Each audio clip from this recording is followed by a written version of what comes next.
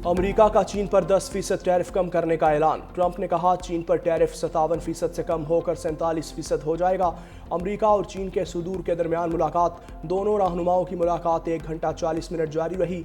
सदर ट्रंप ने कहा अमेरिका चीन के दरमियान तिजारती मुआहिदा हो सकता है। दोनों मुल्कों में पहले ही बहुत सी चीज़ों पर इत्तेफाक हो चुका। सदर शी जिनपिंग ने कहा चीन और अमेरिका को एक दूसरे का दोस्त होना चाहिए। मसाइल पर खुले दिल से गुफ्तगू ज़रूरी है। गजा जंग बंदी में ट्रंप के अहम किरदार को सराहते हैं। अमेरिकी सदर ने कहा चीन से तमाम नायाब मादनियात के मामलात तय पा गए। आइंदा साल अप्रैल में चीन का दौरा करूंगा। मेरे दौरा चीन के बाद चीनी सदर अमेरिका आएंगे। बलोचिस्तान में फितनाल हिंदुस्तान के खिलाफ कामयाब कार्रवाइयाँ। 18 दहशतगर्द जहन्नुम वासिल। ISPR के मुताबिक खुफिया इत्तलात पर कोयटा के करीब चलतन की पहाड़ियों में दहशतगर्दों के खिलाफ कार्रवाई की गई। सिक्योरिटी फोर्सेज ने दहशतगर्दों के ठिकानों को मौसर अंदाज में निशाना बनाया। शदीद फायरिंग के तबादले में 14 दहशतगर्द मारे गए। दूसरी कार्रवाई केच के इलाके बोलेदा में की गई, जहाँ 4 दहशतगर्द मारे गए। ठिकाना भी तबाह कर दिया। ISPR के मुताबिक सिक्योरिटी फोर्सेज मुल्क में अमन व इस्तेहकाम के लिए अपनी कार्रवाइयां भरपूर अज़म के साथ जारी रखे हुए हैं।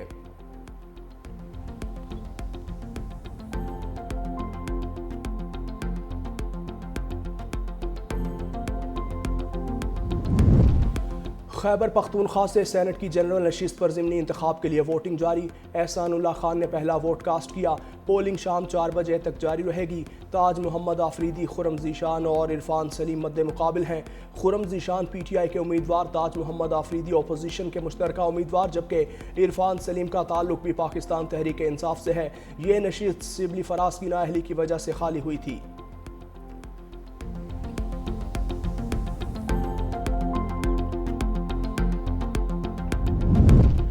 मुतनाज़ा tweet case. District and session court Islamabad ने ईमान मजारी और शोहर हादी अली चट्टा फर्द जुर्म आयद कर दी। आइंदा समात पर इस्तगासा के तमाम गवाहान को तलब कर लिया। दौरान समात जज और हादी अली चट्टा के दरमियान सख्त जुमलों का तबादला भी हुआ। अदालत ने हादी अली चट्टा को दोबारा जमानती मशरके जमा करवाने का हुक्म देते हुए केस की मजीद समात 5 नवंबर तक मुलतवी कर दी।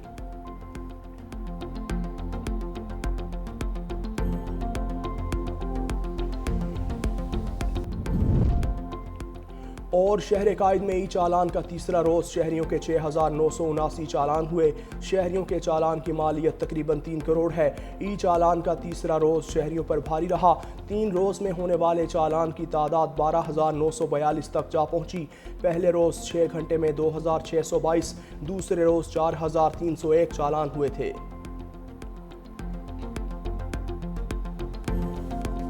खासकर 600 अफराद जहाँ बहक हों तो वो लाशों को तो ढेर लग जाएगा। वो किधर है वो लाश? सबूत मांगती हूँ, मुझे दें ताकि मैं अपनी पुलिस को पकड़ूं कि क्यों मारा है उसको। वीडियोस अगर मेरे पास आ रही हैं तो इस चीज़ की आ रही हैं कि लबैक के जो अफराद थे उनके हाथ में गन्स थी, उनके हाथ में असलहा था और उन्होंने पॉइंट ब्लैंक रेंज से गोली चलाई। आखिर वो लोग कहाँ गए? वो लाशें कहाँ गई? मेरे किसी पुलिस वाले की तो दुनिया ने देखी है, उसका जनाजा दुनिया ने पढ़ा है। कोई जख्मी अगर पुलिस या कानून नाफिज करने वाले इदारों का कोई जख्मी हुआ है तो वो दुनिया ने देखा है। TLP के 600 कारकुनान की हिलाकत का दावा करने वाले लाशें दिखा दें। वज़ीर आला पंजाब मरीम नवाज का चैलेंज। उलमा से खिताब करते हुए कहा कि किसी ने तो वीडियो बनाई होगी, मालूम तो हो लाशें कहाँ गई। एक मजहबी जमात के खिलाफ कार्रवाई की ज़रूरत क्यों पेश आई? मजहबी जमातों को भी सियासत करने का हक है, मगर मजहब की आड़ में तशद्दुद करना, रास्ते बंद कर देना, इमलाक जलाना, किसी की जान लेना, हथियार उठा लेना नाकाबिल कबूल है। हाथ में कीलों वाले डंडे हों, वो कानून नाफिज करने वालों को डंडे मार रहा हो, हड्डियां तोड़ रहा हो, तो हुकूमत क्या करेगी? बताया जाए। TLP के पास इतना असलहा कहाँ से आया? कारकुनान को जला दो, मार दो का हुक्म देना कौन सा मजहब है? कुछ जमातों को दूसरों को नीचा दिखाने के लिए मैदान में लाया गया। मजहबी जमात को भी सियासत करने का हक है, मगर बेगुनाहों को निशाना बनाने और रास्ते बंद करने की इजाज़त नहीं दी जाएगी।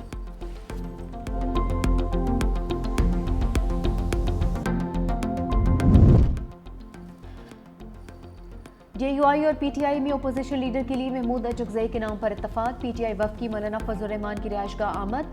खैबर पख्तूनख्वा में अमन के लिए कौमी जरगे की तजवीज़ पर मुशावरत। मौलाना फजल रहमान का कौमी जरगे की तजवीज़ का खैर मकदम। PTI वफ़द की पार्लियामेंट में अपोजिशन को मुत्तहद करने के लिए किरदार अदा करने की अपील। खैबर पख्तूनख्वा असम्बली से सेनेट की खाली नशिस्त पर JUI से ताउन की दरख्वास्त।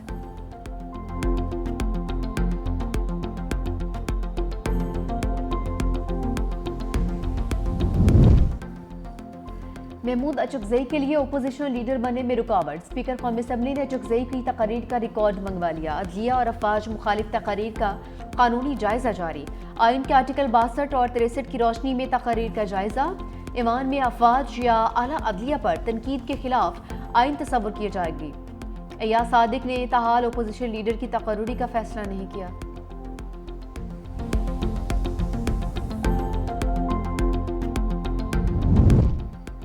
कप्तान के बगैर खिलाड़ियों में फूट पड़ गई। पीटीआई में अंदरूनी इख्तलाफात शिद्दत इख्तियार कर गए। बानी से मुलाकात के लिए अलग अलग लिस्टें सामने आ गई। जराये के मुताबिक जेल में मुलाकातों की फहरिस्त मुरतब करने की जिम्मेदारी अली जफर को दी गई थी।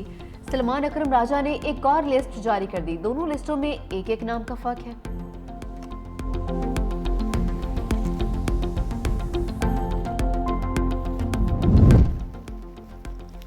वज़ीर आला सुहेल आफरीदी का तौहीन अदालत केस दायर करने के लिए इस्लामाबाद हाई कोर्ट को खत लिखा। अदालत ने वज़ीर आला की बानी पीटीआई से मुलाकात का हुक्म दिया।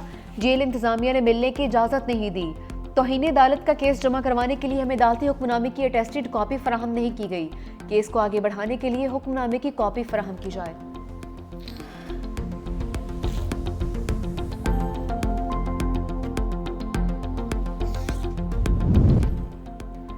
26 नवंबर केस में अलीमा खान का शनाख्ती कार्ड और पासपोर्ट ब्लॉक। नादरा ने आईडी कार्ड ब्लॉक करने की रिपोर्ट अदालत में जमा करवा दी। ब्लॉक करने का हुक्म इंसदाद दहशतगर्दी की खसूसी अदालत के जज ने जारी किया था। गवर्नर स्टेट बैंक की जानिब से बैंक अकाउंट्स मुंजमद करने की रिपोर्ट भी आज पेश होगी। गुजरात की अदालत ने 9 मई केस का फैसला सुना दिया। 30 के करीब मुल्जिमान को बरी कर दिया। साबिक MPA सलीम सरवर जोड़ा समेत दीगर मुल्जिम मुकदमे से बरी।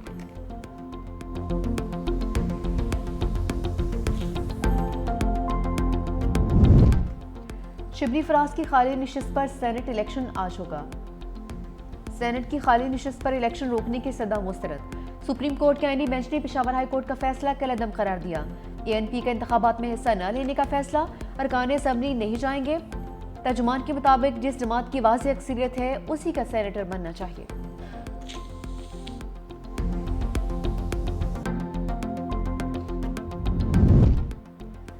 पाक अमरीका तजारती मुआहदे के बाद बड़ी पेशरफ्त सामने आ गई। पाकिस्तान में पहली मरतबा अरब क्रूड से हटकर अमरीकी WTI खाम तेल की आमद।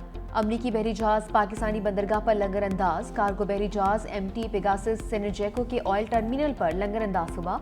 सिनर्जेको ने मुल्क में पहली बार 10 lakh barrel West Texas Intermediate crude oil दरामद किया। खाम तेल दरामद करने वाली पाकिस्तान की पहली कंपनी बन गई।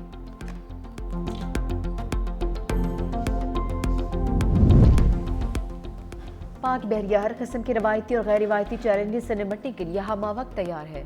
Naval chief admiral Naveed Ashraf का navy command and staff conference से खिताब। कहा, पाक बहरिया कौमी खुद मुख्तारी के तहफ़्फ़ुज़ और समंदरी सरहदों के दिफा के लिए चौकस है। पाकिस्तान नेवी इलाकाई अमन व इस्तेहकाम में कलीदी किरदार अदा कर रही है।